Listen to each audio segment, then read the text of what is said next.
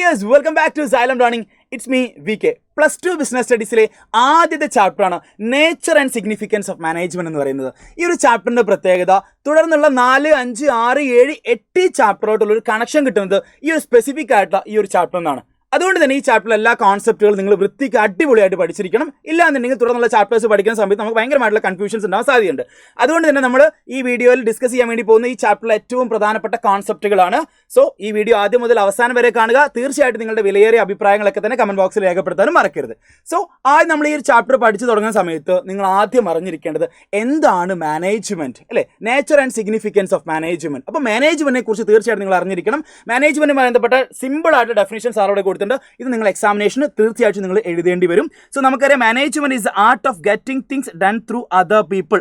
മറ്റുള്ളവരെ കൊണ്ട് ജോലി ചെയ്തിട്ട് നേടിയെടുക്കലാണ് മാനേജ്മെന്റ് എന്ന് പറയുന്നത്, അല്ലേ? എന്ത് സുഖം, അല്ലേ? സോ മാരി പാർക്കർ ഫോലറ്റിന്റെ സിമ്പിൾ ആയിട്ടുള്ള 2 ലൈൻ ഡെഫിനിഷൻ ആണ് സാർ ഇവിടെ കൊടുത്തിട്ടുള്ളത്. ഇനി അനദർ ഡെഫിനിഷൻ ഉണ്ട്, പീറ്റർ എഫ് ഡ്രക്കർ ഡെഫിനിഷൻ ആണ്.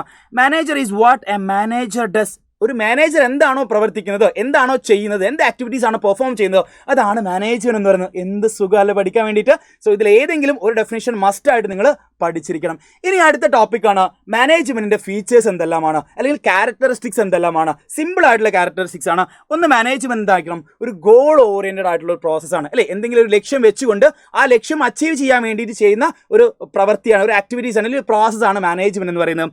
അതേപോലെ തന്നെ ഓൾ പെർവാസീവ് എന്ന് വെച്ചാൽ എല്ലാ ടൈപ്പ് ഓഫ് ഓർഗനൈസേഷനും എന്ത് അപ്ലൈ ചെയ്യാവുന്നതാണ്, മാനേജ്മെന്റ് അപ്ലൈ ചെയ്യാവുന്നതാണ്. ദാറ്റ് ഈസ് ഓൾ പെർവാസീവ് എന്ന് പറയുന്നത്.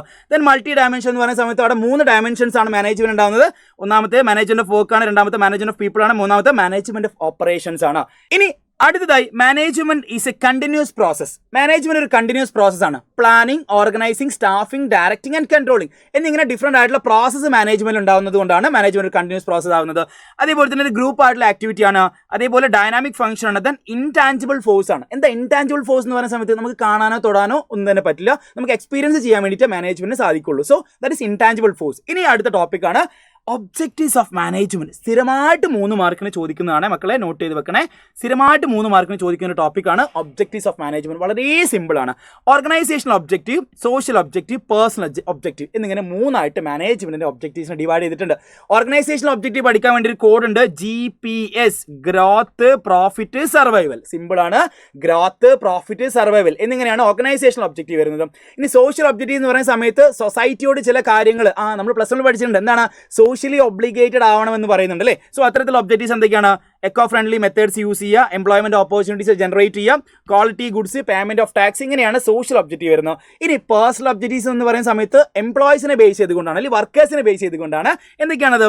ഫെയർ വേജസ്, സാലറി പ്രൊവൈഡ് ചെയ്യുന്നത്, ഗുഡ് വർക്കിംഗ് കണ്ടീഷൻ, ഗ്രോത്ത് പ്രോസ്പെക്ടക്സ് ഒക്കെ കൊടുക്കുന്നതാണ്. എന്തെന്ന് പറഞ്ഞാലും അല്ലെ എന്തൊക്കെ ഒബ്ജക്റ്റീവ്സ് ആണെന്ന് പറഞ്ഞാൽ പേഴ്സണൽ ഒബ്ജക്റ്റീവിൽ വരുന്നത്.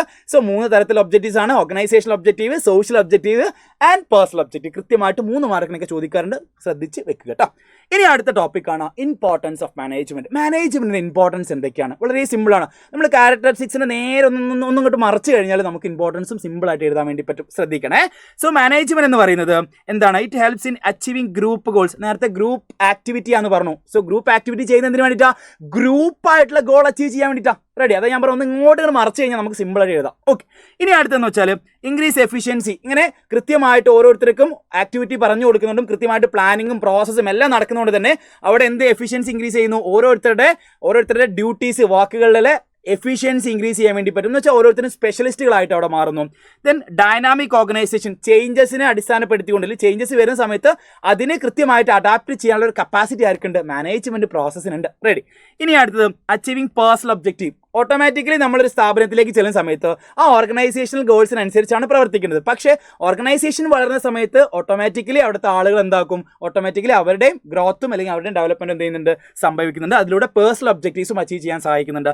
Then management helps in the development of society. നമ്മൾ നേരത്തെ പറഞ്ഞ സോഷ്യൽ ഒബ്ജക്റ്റീവ്സ് ഉണ്ട് മാനേജ്മെന്റിന്, അല്ലേ?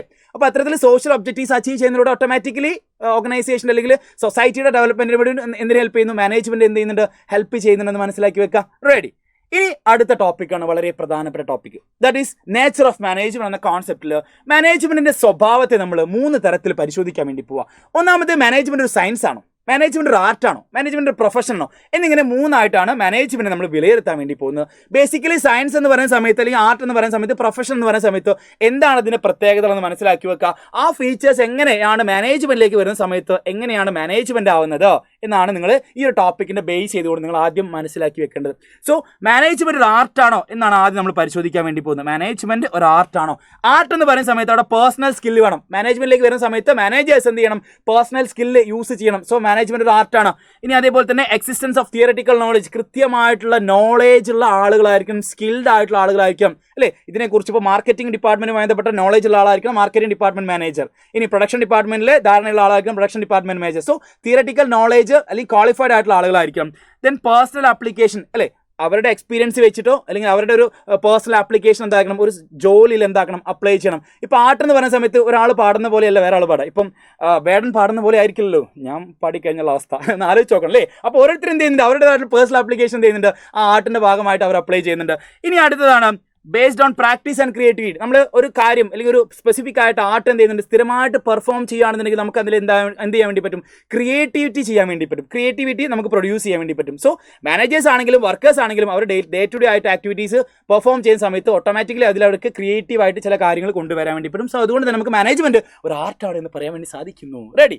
ഇനി അടുത്ത് സയൻസ് ആണ്. സയൻസ് എന്ന് പറയുന്ന സമയത്ത് സിസ്റ്റമാറ്റൈസ്ഡ് ബോഡി ഓഫ് നോളേജ് ഫസ്റ്റത്തെ ഫീച്ചേഴ്സാണ്. എന്ന് വെച്ചാൽ സയന്റിഫിക്കലി പ്രൂവൻഡ് ആയിട്ടുള്ള ഒരുപാട് ഫാക്റ്റുകളുണ്ട്, ഒരുപാട് പുസ്തകങ്ങളുണ്ട്.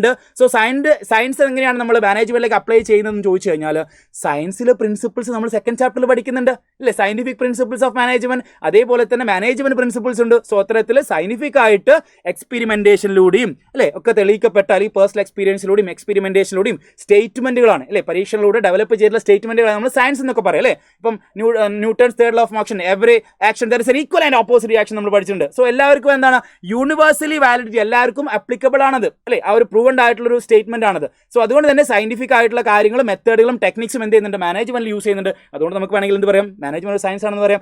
ഇനി അടുത്ത പ്രൊഫഷൻ, പ്ലസ് വണ്ണിൽ പഠിച്ച അതേ പ്രൊഫഷൻ തന്നെയാണ്. പ്രൊഫഷൻ എന്താ ആവശ്യമുണ്ട്, സ്പെഷ്യലൈസ്ഡ് നോളേജ്, സ്കില്ല് കാര്യങ്ങളൊക്കെ ആവശ്യമാണ്. സോ മാനേജേഴ്സിനും അത്തരത്തിലുള്ള നോളേജും സ്കില്ലും ആവശ്യമുണ്ട്.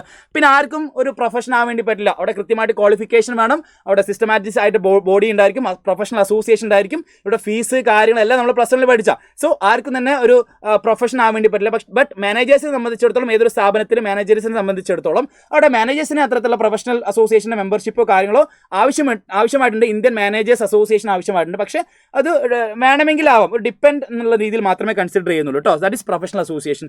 ദെൻ സർവീസ് മോട്ടീവാണ് പ്രൊഫഷന്റെ ബേസിക് ആയിട്ടുള്ള നേച്ചർ എന്ന് പറയുന്നത്. സർവീസ് മോട്ടീവാണ്. അപ്പോൾ ബിസിനസ് ചെയ്യുന്ന സർവീസ് ആണ് പ്രൊവൈഡ് ചെയ്യുന്നത് അല്ലേ. സോ ഇത്തരത്തിൽ 3 ആസ്പെക്റ്റിലാണ് നമ്മൾ ബിസിനസിന്റെ മാനേജ്മെന്റിന്റെ നേച്ചർ എന്ത് ചെയ്യുന്നത്, ഡീറ്റെയിൽഡ് ചെയ്യുന്നത്. ക്ലിയർ അല്ലേ. ഇനി അടുത്ത ടോപ്പിക്കിലേക്ക് പോകുന്നു. അടുത്ത ടോപ്പിക് വളരെ സിമ്പിൾ ആണ്. ഒരു മാനേജ്മെന്റിലെ ഹയറാർക്കിയൽ പൊസിഷൻസിനെയാണ് നമ്മൾ ലെവൽസ് ഓഫ് മാനേജ്മെന്റ് എന്ന് പറയുക. ലെവൽസ് ഓഫ് മാനേജ്മെന്റ് നമ്മൾ 3 ആയിട്ട് ക്ലാസിഫൈ ചെയ്യണം മക്കളെ, ശ്രദ്ധിച്ചിരിക്കണം കേട്ടോ. 3 ആയിട്ട് ക്ലാസിഫൈ ചെയ്യാണ്. അതിൽ ഏറ്റവും പ്രധാനപ്പെട്ടതാണ് ടോപ്പ് ലെവൽ. ഒരു മാനേജ്മെന്റിന്റെ ടോപ്പ് മോസ്റ്റ് പൊസിഷൻസ് ഹാൻഡിൽ ചെയ്യുന്ന ആളുകളെയാണ് നമ്മൾ ടോപ്പ് ലെവൽ മാനേജ്മെന്റ് എന്ന് പറയുക. For example board of directors, chief executive officer, chief marketing officer, chief sales officer എന്നിങ്ങനെ കൊടുത്തിട്ടുണ്ട് സാർ. കൃത്യമായിട്ട് എക്സാമ്പിൾ ഇതന്നെ പരീക്ഷയ്ക്ക് വരുള്ളൂ, ഇത് നോട്ട് ചെയ്ത് വെച്ചാൽ മതി. ക്ലിയർ. ഇനി അടുത്ത രണ്ടാമത്തേതാണ് മിഡിൽ ലെവൽ. ടോപ്പ് ലെവലിനെ തൊട്ട് താഴെയുള്ള ആളുകളാണ് മിഡിൽ ലെവൽ എന്ന് പറയുന്നത് അല്ലേ. അപ്പോൾ മിഡിൽ ലെവൽ ബേസിക്കലി എല്ലാ ഡിപ്പാർട്ട്മെന്റുകളുടെയും ഹെഡ്മാരെയാണ് നമ്മൾ മിഡിൽ ലെവൽ മാനേജേഴ്സ് എന്ന് പറയുക, അല്ലെങ്കിൽ മിഡിൽ ലെവൽ മാനേജ്മെന്റിലെ എംപ്ലോയീസ് എന്ന് പറയുക. ആരൊക്കെയാണത്, purchase manager, marketing manager, sales manager, finance manager, operation manager, ഇവരൊക്കെയാണ് മിഡിൽ ലെവലിലെ ആളുകൾ എന്ന് പറയുന്നത്. ഇനി ഇവർക്കും താഴെയാണ് ലോവർ ലെവൽ. ലോവർ ലെവലിലെ മറ്റൊരു പേര് വിളിക്കുന്നു സൂപ്പർവൈസറി ലെവൽ അല്ലെങ്കിൽ ഓപ്പറേഷണൽ ലെവൽ എന്നൊക്കെ വിളിക്കാറുണ്ട് കേട്ടോ. സോ ലോവർ ലെവലിലെ ആളുകളാണ് foreman, supervisors, finance and accounts officers, sales officers, inspector, clerk. ഈ ലോവർ ലെവൽ ആളുകൾക്കായിരിക്കും എംപ്ലോയീസുമായിട്ട് ഡേ ടു ഡേ ആയിട്ടുള്ള കോൺടാക്ട് ഉണ്ടാവുക അല്ലെ, ഫേസ് ടു ഫേസ് കോൺടാക്ട് ആണ്, ഡേ ടു ഡേ ആയിട്ട് കോൺടാക്ട് ഉണ്ടാവുക ലോവർ ലെവൽ എംപ്ലോയീസിനായിരിക്കും. ഇനി നിങ്ങൾ പഠിക്കേണ്ടത് ഇവർക്കൊക്കെ എന്തെല്ലാം ഫംഗ്ഷൻസ് ആണ് അല്ലെങ്കിൽ എന്താ ഡ്യൂട്ടീസ് ആണ് ചെയ്യേണ്ടത് എന്നുള്ള കാര്യമാണ്. ഇതാ ഒരു സിമ്പിളായിട്ട് ഈ പോയിന്റ് കൃത്യമായിട്ട് നിങ്ങൾ പഠിച്ചു വെച്ചാൽ മതി. എന്ത് ചോദ്യം ചോദിച്ചു കഴിഞ്ഞാൽ നിങ്ങൾക്ക് ഈ ഒരു ഇത് ബേസ് ചെയ്തുകൊണ്ട് നിങ്ങൾക്ക് എഴുതാൻ വേണ്ടി പറ്റും. അപ്പോൾ നമുക്ക് ജസ്റ്റ് ഒന്ന് പരിശോധിക്കാം. ഫസ്റ്റ് വൺ എന്ന് വെച്ചാൽ ടോപ്പ് ലെവൽ മാനേജ്മെന്റ് ഫംഗ്ഷൻ ആണ്. ടോപ്പ് ലെവൽ മാനേജ്മെന്റ് ഫംഗ്ഷൻ എന്ന പോളിസീസ്, പ്ലാൻസ് എല്ലാം ഡിറ്റർമൈൻ ചെയ്തതിൽ ഫോർമുലേറ്റ് ചെയ്യുന്ന ടോപ്പ് ലെവൽ മാനേജ്മെന്റ് ആണ്. അതേപോലെ തന്നെ ബിസിനസ്സിനെ ഓർഗനൈസ് ചെയ്യുന്ന ഡിഫറെന്റ് ഡിപ്പാർട്ട്മെന്റുകളാക്കി തിരിക്കുന്നതും ആരാണ്, ടോപ്പ് ലെവൽ മാനേജ്മെന്റ് ആണ്. അതേപോലെ തന്നെ ഡയറക്ഷനും ലീഡർഷിപ്പും പ്രൊവൈഡ് ചെയ്യുന്നു എല്ലാ കാര്യങ്ങളും കോർഡിനേറ്റ് ചെയ്യുന്നു, കൺട്രോൾ ചെയ്യുന്നു. Then maintain relation with external parties എന്ന് വെച്ചാൽ പുറത്തുള്ള ഗവൺമെൻറ്, സപ്ലയേഴ്സ്, അല്ലെങ്കിൽ ബാങ്ക്, ഇങ്ങനെ കുറേ എക്സ്റ്റേണൽ പാർട്ടീസ് ഉണ്ടായിരിക്കും ഒരു ബിസിനസ്സിനെ സംബന്ധിച്ചിടത്തോളം. അവരുമായിട്ടൊക്കെ നല്ല റിലേഷൻഷിപ്പ് കീപ്പ് ചെയ്യുന്നതൊക്കെ ആരാണ്? ടോപ്പ് ലെവൽ മാനേജ്മെൻ്റ് ആണ്. ഇനി നമ്മൾ മിഡിൽ ലെവലിലേക്ക് വന്നു കഴിഞ്ഞാൽ അവരെന്താ ചെയ്യുന്നത്? Implements the policy decision taken by top management കൊണ്ടുവന്നിട്ടുള്ള പോളിസീസ് ഒക്കെ തന്നെ ഇവരിലൂടെയാണ് എന്ത് ചെയ്യുക? ഇംപ്ലിമെന്റ് ചെയ്യുക. ക്ലിയർ. ഇനി അടുത്ത transmit orders and instruction to lower level. എന്താണ് ചെയ്യുന്നത്? ലോവർ ലെവലിലേക്ക് വേണ്ട നിർദ്ദേശങ്ങളും അല്ലേ ബാക്കിയുള്ള ഇൻസ്ട്രക്ഷൻസും കാര്യങ്ങളൊക്കെ തന്നെ എന്ത് ചെയ്യുന്നു? പ്രൊവൈഡ് ചെയ്യുന്നു. Then communicate and suggestions problems of lower level upwards എന്ന് വെച്ചാൽ താഴത്തെ ലെവലിലെ ലോവർ ലെവൽ മാനേജ്മെന്റിലെ പ്രോബ്ലംസ് ഒക്കെ എന്ത് ചെയ്യുന്നു? ടോപ്പ് ലെവലിലേക്ക് എന്തെങ്കിലും അറിയിക്കുന്നു. എന്ന് വെച്ചാൽ അവിടെ എന്തെങ്കിലും പ്രശ്നങ്ങളുണ്ട്, അത് നമുക്ക് എങ്ങനെ പരിഹരിച്ചു കൊടുക്കാം എന്ന് ടോപ്പ് ലെവലിനോട് ചോദിച്ചിട്ടാണ് എന്ത് ചെയ്യുന്നത്? ഇവരെന്ത് ചെയ്യുന്നത്? ആ കാര്യങ്ങൾക്കൊക്കെ ഡിസിഷൻസ് എടുക്കുന്നത്. ഇനി അതേപോലെ തന്നെ ഇവരെന്താ ചെയ്യുന്നത്? Link act as a link between top level and lower ലെവലിലും ടോപ്പ് ലെവലുമായിട്ട് എന്ത് ചെയ്യുന്നു? ഒരു നടുക്ക് നിന്നുകൊണ്ട് ഒരു ലിങ്കാണ് ഇവർ ക്രിയേറ്റ് ചെയ്യുന്നത്. അങ്ങോട്ടും ഇങ്ങോട്ടും എന്ത് ചെയ്യുന്നു? ഒരു ലിങ്ക് ക്രിയേറ്റ് ചെയ്യുന്നത് അല്ലേ. നമ്മളൊരു പാലം ഇടാണ് ചെയ്യുന്നത്, ഇക്കരയിൽ നിന്ന് അക്കരയിലോട്ടൊരു പാലം. ആ പാലമാണ് ആരെന്ന് പറഞ്ഞാൽ മിഡിൽ ലെവൽ മാനേജർ എന്ന് പറയുന്നത് അല്ലേ.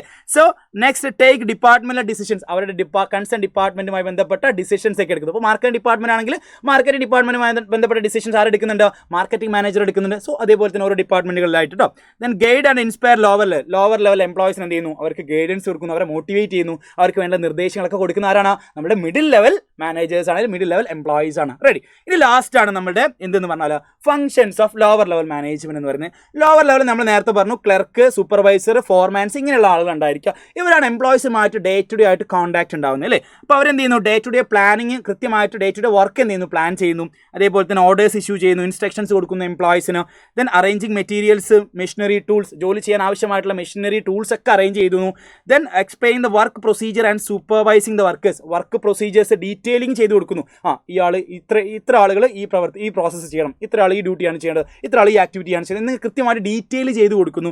അതേപോലെ തന്നെ ഓരോരുത്തരെയും ജോലി എന്ത് ചെയ്യുന്നു? ഇവാലുവേറ്റ് ചെയ്യുന്നു. പെർഫോമൻസ് കൃത്യമായിട്ട് ഇവാലുവേഷൻ ചെയ്യുന്നുണ്ട്, അല്ലെങ്കിൽ മോണിറ്റർ ചെയ്യുന്നുണ്ട് അല്ലേ, കൃത്യമായിട്ട് നിരീക്ഷിക്കുന്നുണ്ട്. അതേപോലെ തന്നെ taking corrective actions if necessary അല്ലേ. അങ്ങനെ എന്തെങ്കിലും പ്രശ്നങ്ങൾ സംഭവിച്ചിട്ടുണ്ട്, ഈ പ്രോബ്ലംസ് കണ്ടിട്ടുണ്ട്, അപ്പോൾ അതുകൊണ്ട് എന്തുകൊണ്ടാണ് പ്രശ്നം സംഭവിച്ചതെന്ന് കൃത്യമായിട്ട് റെക്ടിഫൈ ചെയ്തുകൊണ്ട് കൃത്യമായിട്ട് ഇൻസ്ട്രക്ഷൻസ് കൊടുക്കുന്നു. ആർക്ക്? എംപ്ലോയീസിന്. ഇനി അടുത്ത sending reports to higher authorities. Lower ലെവലിലെ എല്ലാ വർക്കുകളുടെയും റിപ്പോർട്ടുകൾ എന്ത് ചെയ്യുന്നു? മിഡിൽ ലെവൽ മാനേജർ എന്ത് ചെയ്യുന്നു? അവർ അയച്ചു കൊടുക്കുന്നു അല്ലേ. അതേപോലെ തന്നെ കമ്മ്യൂണിക്കേറ്റ് ഗ്രീവൻസസ് ആൻഡ് സജഷൻസ് അല്ലേ. എന്തെങ്കിലും പരാതികളോ അല്ലെങ്കിൽ എന്തെങ്കിലും സജഷൻസ് ഒക്കെ തന്നെ അവരെന്ത് ചെയ്യുന്നു? ടോപ്പ് ലെവൽ അതോറിറ്റിക്ക് അല്ലെങ്കിൽ മിഡിൽ ലെവൽ അതോറിറ്റിക്ക് എന്ത് ചെയ്യുന്നു? കൈമാറുന്നു. സോ ഇത്രയും ഫംഗ്ഷൻസ് ആണ് top level, middle level and lower ലെവലിൽ മാനേജ്മെന്റിലുള്ളത്.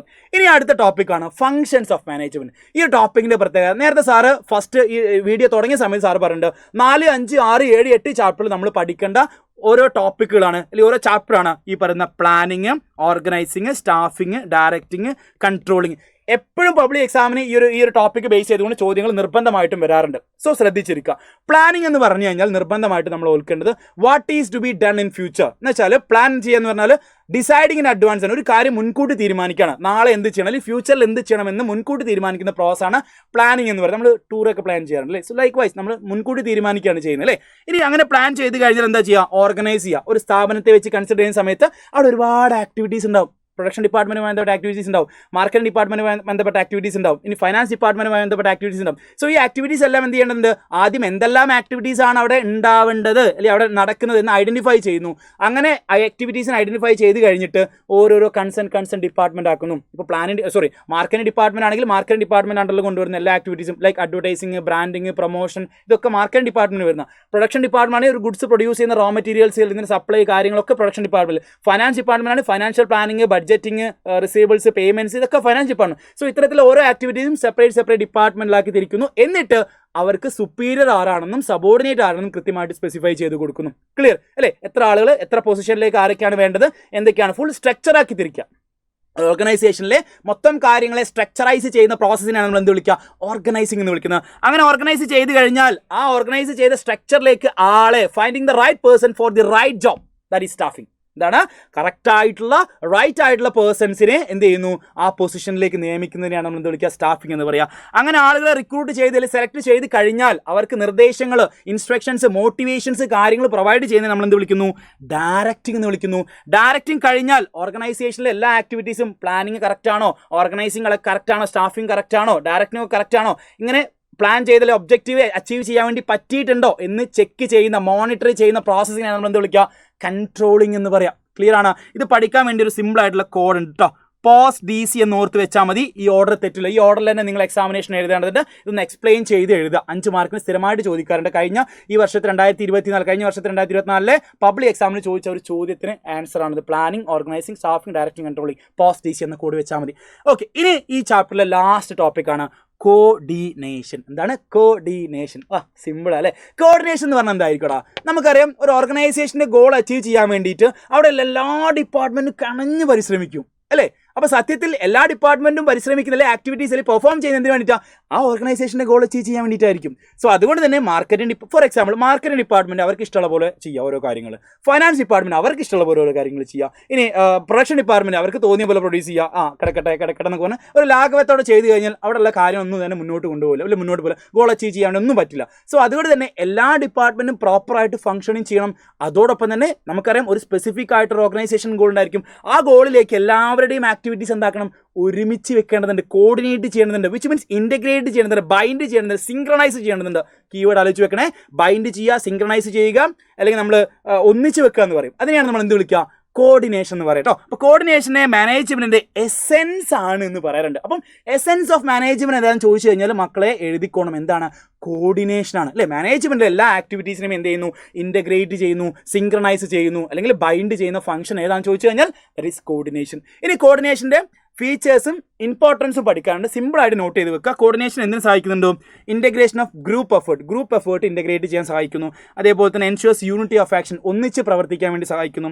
ദെൻ കണ്ടിന്യൂസ് ആയിട്ടുള്ള പ്രോസസ്സാണ് അല്ലേ? വൺ ടൈം പ്രോസസ്സാണ്, അല്ല കണ്ടിന്യൂസാണ്. എപ്പോഴും എന്ത് ചെയ്യണം? എല്ലാ ആക്ടിവിറ്റീസും ഒരു സ്പെസിഫിക് ആയിട്ടുള്ള ടൈം പീരീഡിൽ വെച്ചിട്ടോ അല്ലെങ്കിൽ കണ്ടിന്യൂസ് ആയിട്ട് എന്ത് ചെയ്യണമെന്നുണ്ട്? ഇവാലുവേറ്റ് ചെയ്യണം, അല്ലെങ്കിൽ ഇൻറ്റഗ്രേറ്റ് ചെയ്യേണ്ടതുണ്ട്. റെഡി. ഇനി അടുത്ത പെർവാസീവ് ഫംഗ്ഷനാണ് എന്ന് വെച്ചാൽ ടോപ്പ് ലെവൽ മാനേജ്മെൻറ്റ് എന്ത് ചെയ്യേണ്ടത്? പെർഫോം ചെയ്യേണ്ടതുണ്ട്. കോർഡിനേഷൻ പെർഫോം ചെയ്യേണ്ടതുണ്ട്. Middle level management coordination perform ചെയ്യുന്നുണ്ട്. Lower level management coordination perform ചെയ്യുന്നത്. സോ എല്ലാവരും എന്ത് ചെയ്യണം? കോർഡിനേഷൻ എന്ന ഫംഗ്ഷൻ എന്ത് ചെയ്യണം? പെർഫോം ചെയ്യേണ്ടതുണ്ട്. Then coordination is the responsibility of managers. ഒരു ഡിപ്പാർട്ട്മെൻറ്റിലെ ഹെഡ്മാരാണ് ഒരു മാനേജർ എന്ന് പറയുക അല്ലെ? സപ്പോസ് മാർക്കറ്റിംഗ് ഡിപ്പാർട്ട്മെൻറ്റ് ഹെഡ് എന്ന് പറഞ്ഞാൽ മാർക്കറ്റിംഗ് മാനേജർ. സോ മാർക്കറ്റിംഗ് ഡിപ്പാർട്ട്മെൻറ്റിലെ എല്ലാ ആക്ടിവിറ്റീസും കോർഡിനേറ്റ് ചെയ്യേണ്ട റെസ്പോൺസിബിലിറ്റി ആർക്കാണുള്ളത്?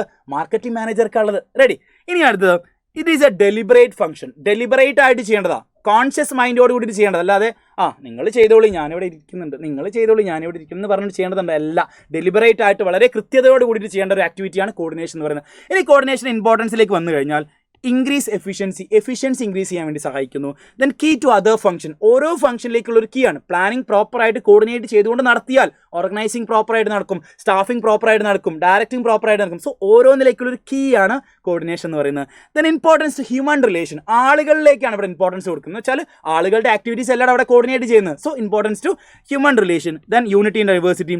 സ്പെഷ്യലൈസേഷൻ, ഒരാൾ റിപ്പീറ്റഡ് ആയിട്ട് ചെയ്ത് കഴിഞ്ഞാൽ അതിൽ അയാൾ സ്പെഷ്യലിസ്റ്റുകളായിട്ട് മാറുമെന്ന് പറയാം. ഇപ്പോൾ സിമ്പിളായിട്ട് നമ്മളുടെ ബസ് സ്റ്റാൻഡിലൊക്കെ കാണുന്ന ചെരുപ്പ് തുന്നുന്ന ആളുകളില്ലേ? സോ അപ്പോൾ നമ്മൾ ചെരുപ്പ് പൊട്ടി നമ്മൾ തുന്നുന്ന അവസ്ഥയും അവർ തുന്നി തരുന്ന ആ ഒരു സ്പീഡ് നിങ്ങൾ കാൽക്കുലേറ്റ് ചെയ്ത് നോക്കും, ഒന്ന് ജസ്റ്റ് കൺസിഡർ ചെയ്ത് നോക്കൂ. So they are doing every day എന്ന് വെച്ചാൽ അവർ എല്ലാ സമയവും അവർ ചെയ്യുന്നുണ്ട്. അതുകൊണ്ട് തന്നെ അവർക്ക് എന്താകും? സ്പീഡായിട്ട് സ്പെഷ്യലൈസ്ഡ് ആയിട്ട് ചെയ്യാൻ വേണ്ടി പറ്റും. Like so reconciliation of goals, ഇനി എന്തെങ്കിലും ഗോളിൽ എന്തെങ്കിലും മാറ്റങ്ങൾ വരുത്തണം, അല്ലെങ്കിൽ അതുമായി ബന്ധപ്പെട്ട് അഡാപ്റ്റ് എന്തെങ്കിലും ചെയ്യണമെന്നുണ്ടെങ്കിൽ ഇവർക്ക് എന്താ കോർഡിനേഷൻ ചെയ്ത് കഴിഞ്ഞാൽ ഇവർക്ക് ഗോളും എന്താ ചെയ്യാം? റീകൺസിലി ചെയ്യാൻ വേണ്ടി പറ്റും. സോ സ്പെഷ്യലൈസേഷനും റീകൺസിലേഷൻ ഓഫ് ഗോൾ, ഇത്രയുമാണ് നമുക്ക് കോർഡിനേഷനുമായി ബന്ധപ്പെട്ട ടോപ്പിക്കുകൾ കവർ ചെയ്യാനുള്ളത്. ഓക്കെ, സോ മക്കളെ ഇത്രയുമാണ് നമുക്ക് ഈ ഒരു ചാപ്റ്ററിൽ കവർ ചെയ്യാനുള്ളത്. പ്രധാനപ്പെട്ട ടോപ്പിക്കായിട്ട് പറയുന്നത് ഫംഗ്ഷൻസ് ഓഫ് മാനേജ്മെന്റ് ആണ്.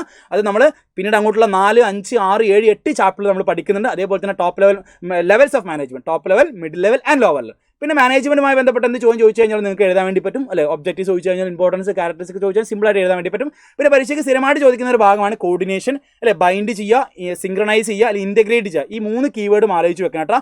സിമ്പിളായിട്ട് ഇപ്പോൾ കഴിഞ്ഞ വർഷം ഈ വർഷം 2024 ക്വസ്റ്റ്യൻ പേപ്പറിൽ കണ്ടത് ബൈൻഡിങ് ഫംഗ്ഷൻ എന്ന് പറഞ്ഞാൽ കണ്ടിട്ടുള്ളത്. സോ ചിലപ്പോൾ അത് സിങ്ക്രണൈസേഷൻ, ഇൻറ്റഗ്രേഷൻ എന്നൊക്കെ പറഞ്ഞ് ചോദിക്കാം. സോ അത് നിങ്ങൾ ശ്രദ്ധിച്ച് വെക്കുക. സോ ഈ ചാപ്റ്റർ എല്ലാം നമ്മൾ ഡിസ്കസ് ചെയ്തു. ഇതേപോലെ നമ്മൾ യുവാ ബാച്ചിലും കൃത്യമായിട്ട് അടിപൊളിയായിട്ട് ഡിസ്കസ് ചെയ്യുന്നുണ്ട്. സോ ബാച്ചിലേക്ക് ജോയിൻ ചെയ്യാൻ താല്പര്യമുള്ള താഴെ സ്ക്രോൾ പോകുന്നുണ്ട്, അത് നോക്കിക്കൊണ്ട് കൃത്യമായിട്ട് ആ നമ്പറിൽ കോൺടാക്ട് ചെയ്തുകൊണ്ട് ബാച്ചിലേക്ക് ജോയിൻ ചെയ്യാം. നമുക്ക് ഉഷാറാക്കിയിട്ട് തന്നെ പഠിക്കാം. So wish you all the best guys. Thank you.